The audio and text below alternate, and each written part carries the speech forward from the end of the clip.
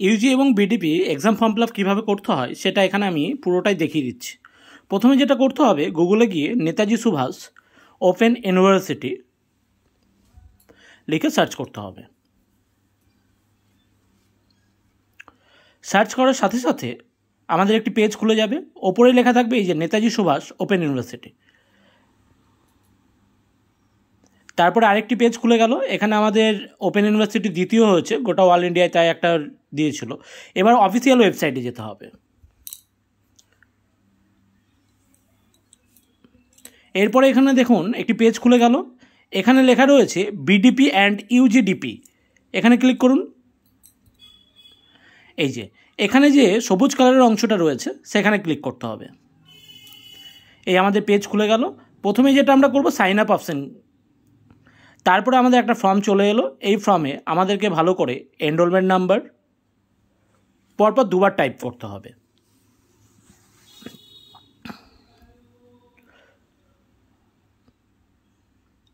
এবার টাইপ করার পর পাশে যখনই আমি ক্লিক করব ডেট অফ বার্থ, অটোমেটিক নামটা চলে আসবে। এবার ডেট অফ বার্থ দিতে হবে।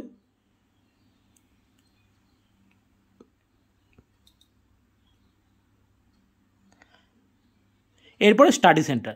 স্টাডি সেন্টার যারা শিবপত সিং কলেজ রয়েছে তাদের H09, তোমরা স্ক্রল করবে, এইচের ঘরে গিয়ে দেখো H09 শিবপত সিং কলেজ। ওকে, আচ্ছা। অনার্স পেপার যেটা রয়েছে সেটা সিলেক্ট করতে হবে, যার যে পেপারটা রয়েছে।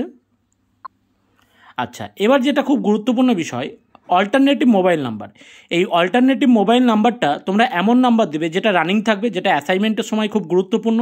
এবং লক্ষ্য রাখবে একটা নাম্বার যেন দুটো বন্ধুর মধ্যে না থাকে নেতাজি ওপেনের।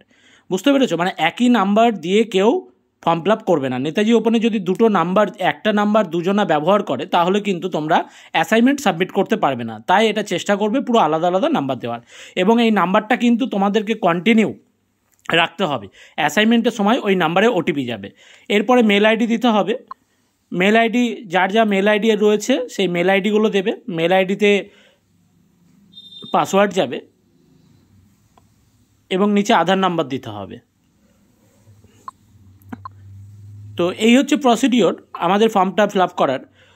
আপনারা খুব ধীরে সুস্থে ফর্মটা ফিল আপ করবেন এবং সামনে অ্যাসাইনমেন্ট হবে। যদি কেউ মনে করেন যে অ্যাসাইনমেন্টের জন্য আমাদের কাছে হেল্প নেবেন, নিতে পারেন, আমরা পূর্ণ সহযোগিতা করব।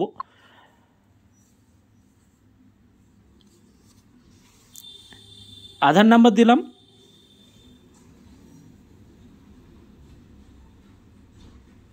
সাবমিট করে দিতে হবে। এই যে সাবমিট করার পরে এখানে সাধারণত যে মেল আইডি দিয়েছি এবং যে ফোন নাম্বার রয়েছে সেই ফোনে মেসেজ যাবে। সেই মেসেজ যাওয়ার পর এখানে আমাদেরকে যেটা করতে হবে, ইউজার নেমে গিয়ে আমাদেরকে এনরোলমেন্ট নাম্বারটা লিখতে হবে।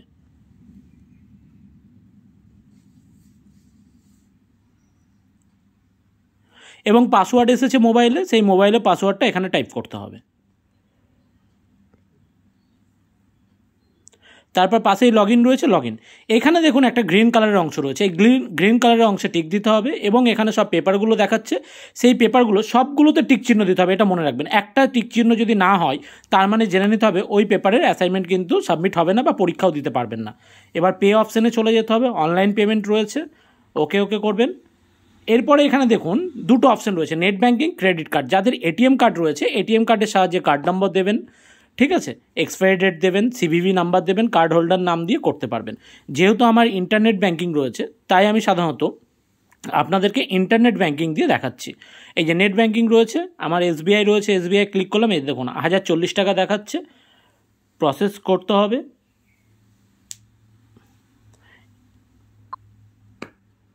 এই যে সম্পূর্ণ প্রসেস রেডি হতে কমপ্লিট হতে চললো, আপনারা দেখে নেন। কনফার্ম,